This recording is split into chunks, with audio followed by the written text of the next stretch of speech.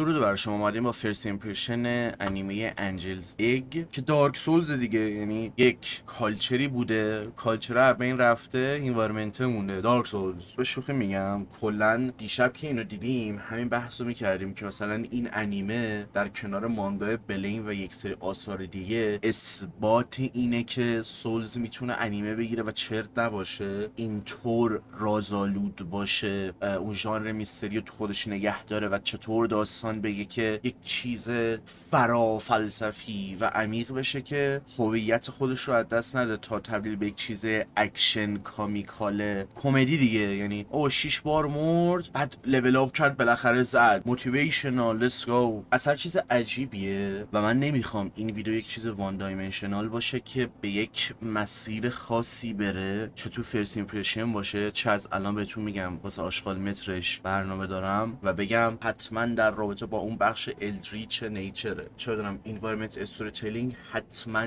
داره همچین چیزی رو روایت میکنه. چرا این دختره فقط آب میخوره؟ اصلا خیلی سوال کلا میشه پرسید، ولی خب ساده ترین و اصلی ترین چیزی که میشه گفت اینه که به شدت در نظر استعاره ای بودن خوبه و متافوریکلی اصلا یه جاهایی یه کارهای عجیبی میکنه تو بازه زمان 1 ساعت که یک سری اثرها اگر 200 ساعت هم بهشون وقت بدی نمیتونن همچین حسی رو برای تو درست کنن. اصلا همون اولش که استارت میشه و هیچ صدایی نیست، سایلنس، یعنی قشنگ سکوت، حتی صدای نویز رو هم تو نمیشنوی و فقط داری دوتا دست میبینی تا جایی که داره مثلا به کلایمکس انیمه میرسه و تو رو حس میکنی یه جوری توی اون اتاق حبس نگه داشته و نشستی کنار بونفایر، آهنگ فایرینگ شراین داره پخش میشه و هیچ کاری نمیتونی بکنی جز اینکه جذب اون لحظه بشی، جز اینکه بشینی و تماشا کنی. به شدت اثر خاصیه.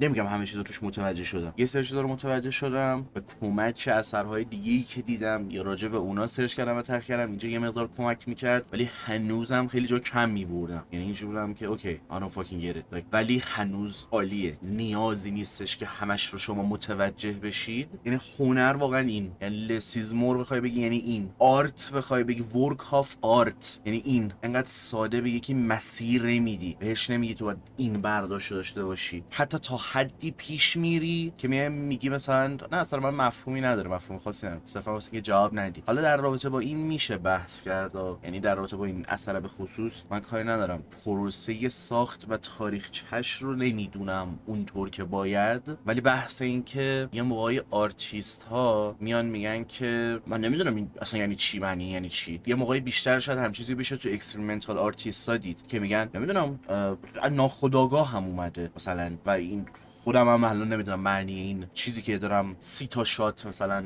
روش زوم میکنم چیه. صرفا باحاله که مثلا اونگلیون همین چند وقت پیش داشتم میدیدم. حالا من اونگلیون رو مثلا خیلی وقت پیگیرشم ولی هنوز ندیدم چون یه ذره سراغش رفتن سخته، باید براش وقت گذاشت، یعنی یه وقتی بعد خارج از خود اثر بذاری. مثلا همون سراغش نرفتم ولی این فصل بعد احتمالاً سراغش میرم. حالا همین چند وقت پیش دیدم میگفت تمام اون چیزای مربوط به کریستیانیتی فقط برای استتیکه که خب بعید میدونم حداقل اینجا به شکل جذابی این قضیه تو خود اثر جایگذاری شده که باعث شه بعد تموم شدنش بخوام در رابطه با یک سری اثرها همینطوری صحبت کنم یا خودش. و خب تأثیری که از بچه‌ها تو دیسکورد آریانا هم بود که بعد تمام شدن و شروع بحث راجع به اثر گفت که اثر باید اینو بدونی شاید کمکت کنه که اول قبل از هر چیزی هدفش پویا نمایی بوده، بعد داستان. ولی خب تو میتونی در نظر بگیری اوشی هم مثلا زمانی بوده که اون باورهاش به کریستیانیتی رو دیگه از دست داده. این حرفا که میگم من تاریخچه و پروسه ساختش رو هنوز ندیدم، نمیخوامم ببینم فعلا برای فرست ایمپرشن. بعد از اینکه این ویدیو رو رکورد کنم خودم الان یه سری ویدیو واچ لیتر گذاشتم، میخوام برم ببینم که مثلا ببینم اوکی چیه و قطعا آشغالات خواهیم داشت. نه اینکه حالا حتما آنالیز کنیم، یه مقدار این دیتیل تر بریم سراغش. مثلا همین شطرنج رو که دیشب دیدیم سرچ کردم، بعد اینجوری بودم که اوکی هم کلی توضیح داره، هم حالا مثلا برداشت‌های متفاوتی میشه ازش داشت. همین که اوکی به جای اینکه یا یکی ویدیو میبینم یا یکی خودم هم سرچ میکنم. سر همین پروسه ساختش الان دارم میگم ولی شاید طول بکشه، ولی این چیزی که مطرح کردم الان مهمه که سازنده هم یک سری جاها واقعا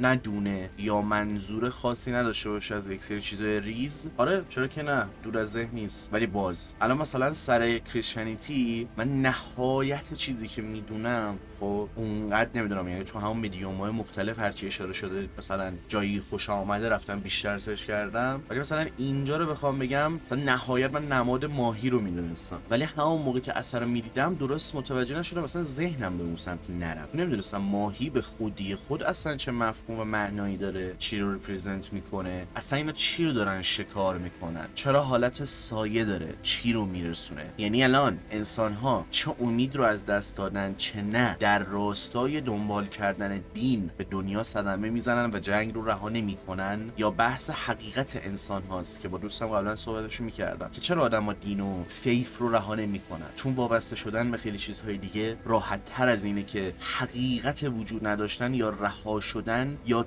توهم بودن خدا رو بپذیری که باعث میشه دائما به شکارش بیفتی. نمیدونم که خب سر این بعد برم 3 تا کتاب دینی بخونم مثل این که 夢だったのかもしれない本当は誰もいない世界に行ってない در اون حالت سطحی که همه چی رو کات کنیم، همه چی، و بگیم صرفاً داستان کشتی نوحه، نه چیزی بیشتر نه چیزی کمتر، باز هم یکی از خاص‌ترین روایت هاست که اصلا تا چقدر جذاب کدوم بخشش رو تغییر میده تا بتونه نزدیکتر شه به اون چیزی که تو ذهنشه و میخواد بگه و این حرفا. منظورم برنگشتن پرنده است که تغییر میده. و به این حرفم دقت کنید که این برنگشتن پرنده باعث میشه همه فراموش کنن. خب الان هدف این آرک نوح چی بود؟ فراموشی. هدف، مثلا هدف این نوح آرک چی بود؟ فراموش شده، ولی آیا فقط از طرف انسان ها صرفاً؟ اصلا فراموش شده یا رها شده؟ آیا هنوز قابل دسترس و کنترل از طریق ناخودآگاه و نزدیک شدن به ترو سلف یا دسلف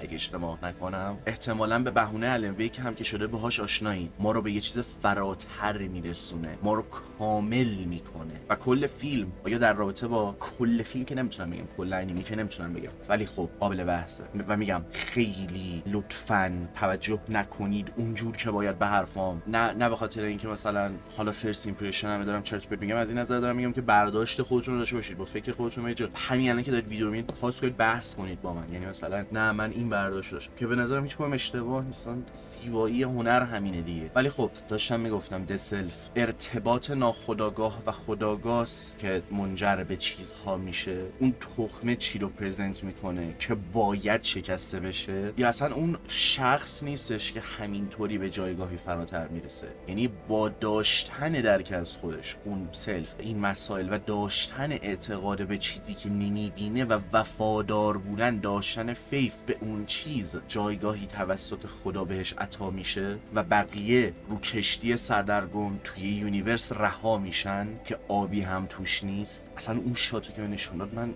چرا زمین اینجوری، چه آب هنوز نیست توش، انگار چرا شبیه کشتیه، انگار یه کشتی که هنوز همینجوری داره روی اون دریا میچرخه. چی میشه اگه جای کی باشی و به چی اعتقاد داشته باشی یا نداشته باشی توی این دنیا؟ شرایط انسانی و همه چی، تمام چیزایی که این اثر مطرح میکنه، همون اول گفتم حتی اگه همه چی رو کات کنیم بگیم صرفا داستان کشتی نوح، نه چیزی بیشتر از اون، یکی از خاص‌ترین روایت هاست.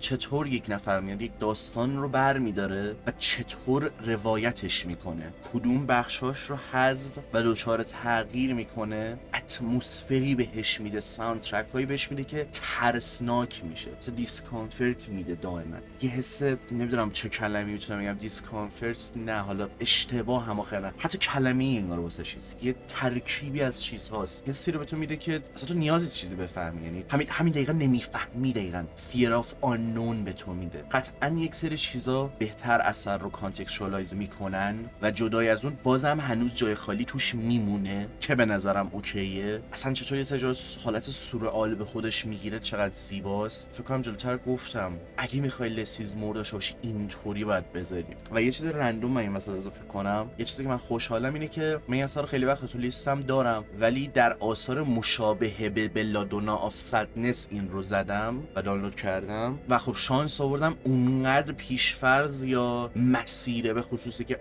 میخواد شبیه به اون باشه رو نداشتم که اثر خراب کنه برام. نهایت نهایت همون 10 دقیقه اول به بعد اینطور بودم که نه آقا این اصلا اون فازو نداره، اصلا شبیه به اون نیست، یا اینکه شاید یه جای تویست بزنه که شاید بگن شبیه به لادوناف سدنسه. بر همین تو طول مسیر فیلم تا موقعی که به اونجا برسه که اون پسره که حالا خب هیچ کدوم کاراکترها اسمی ندارن راجع به نوح صحبت میکنه، من بگم اوکی این اصلا کلا تو یه مسیر دیگه داره میره، من میتونم یه سری چیزا رو از ذهنم کاملا کنار بذارم. ولی حتی با اون میدیدم باز ترسناک بود و هر لحظه میترسیدم چه اتفاقی ممکنه بیفته یا به کجا میخواد بره. گفتم حداقل به این قضیه اشاره بکنم، چون آره مثلا من یه تایم اینجوریم که نکنه این دختر بچه است نره سمت یک سری چیزای فاکتا. ولی خب اثر انقدر درگیر کننده است، شکل درگیر کنندگیش انقدر خاصه که اصلا کلا منو گرفت و اصلا به یه چیزایی داشتم فکر میکردم که و باز خیلی خوشحالم البته. یعنی حداقل توضیحی که میده همون آرک نوحه، اگه اونم نمیداد من خیلی چیزا رو متوجه نمیشدم. یعنی مثلا اولین بار همون اول به تو اون کشتی رو نشون میده، ولی خب من به ذهنم نرسید آها کشتی نوح همه کل دنیا رو هم آب گرفته پس احتمالاً به کشتی نوح مثلا اشاره داره. ولی حالا که بحث اینو کردم، ویژوال استوری تلینگ این اثر چقدر فوق العاده است. اولا که به شدت زیباست و